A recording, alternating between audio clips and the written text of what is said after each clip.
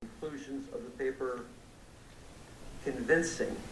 And in my view, when authors overstate their conclusions to say we have demonstrated safety and efficacy on a small pilot study, that's simply a grandiose claim that should not appear in the medical literature. And in fairness to the authors, even they note in the article that future experiments and studies are necessary before conclusions could be drawn. Is that accurate? Right, but that statement's been moved to the back. It's the statement on the front that concerned me. And just to differentiate then from what the authors of this publication do reveal, to differentiate what they reveal compared to the standard of care exhibited by Dr. Murray, let me ask you a few questions.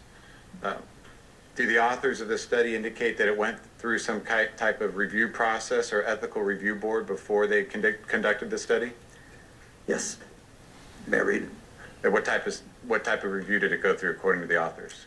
The study protocol was reviewed and approved by the Hospital Ethics Committee, and each eligible participant gave his or her written informed consent. And where did the experiment take place? This experiment took place at a sleep disorder center in the Department of Neurology and Anesthesia at Doping Hospital. And did the authors note that each patient or each subject of the study fasted as required by sedation of this nature? Prior to treatment, each participant was fasted for 8 hours. How about the monitoring of blood pressure? HLN's coverage of the Michael Jackson manslaughter trial continues. Issues with Jane Velez Mitchell's up next. I'm Vinny Politan. Have a great night, and don't forget to hug the kids. Monitored during treatment. And how about the use of an infusion pump as you previously testified to? In the propofol-treated group, propofol was infused intravenously for 2 hours using a micro-injection pump. And that is an infusion pump? That is an infusion pump. And you used the word experiment. Was this essentially a research paper experiment requiring future work? Yes, it's certainly a reasonable question to ask.